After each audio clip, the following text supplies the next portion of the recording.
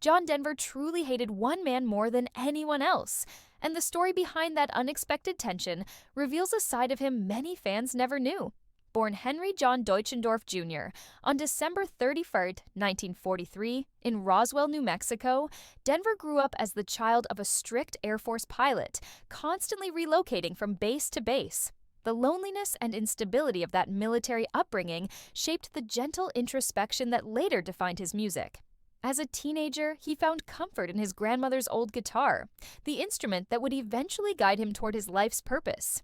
He adopted the stage name John Denver as a tribute to the American West, a place he felt spiritually connected to long before fame ever found him.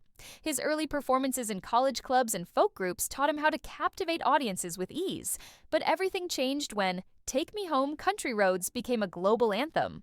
The 1970s turned Denver into one of the biggest stars in music, with heartfelt classics like Annie's Song, Rocky Mountain High, and Sunshine on My Shoulders. Songs that reflected his love for nature, sincerity, and emotional truth.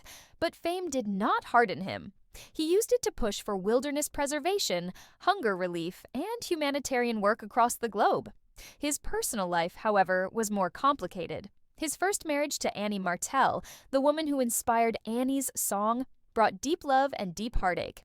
The two were inseparable during the rise of his career, sharing a bond filled with tenderness, struggle, and the harsh pressures of fame. Their divorce in 1982 marked the end of a defining chapter. Denver later married Australian actress Cassandra Delaney, but that marriage also unraveled after a few years, leaving him once again searching for emotional stability. Yet, for all the joy and pain in Denver's personal journey, the greatest tension in his professional life came from his unlikely partnership with legendary comedian George Burns.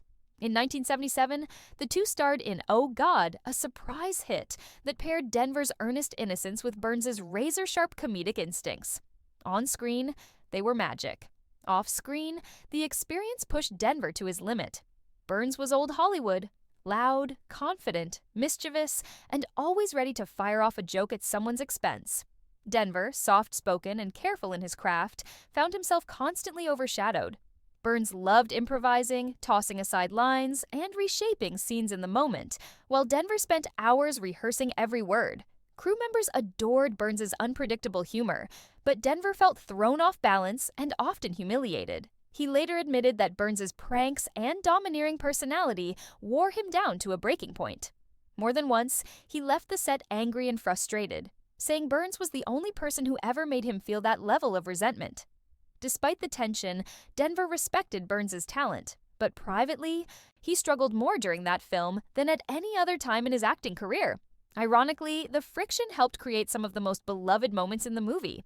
Tragically, Denver's life ended suddenly on October 12, 1997, when his experimental plane crashed into Monterey Bay during a series of practice landings. He was the only person on board.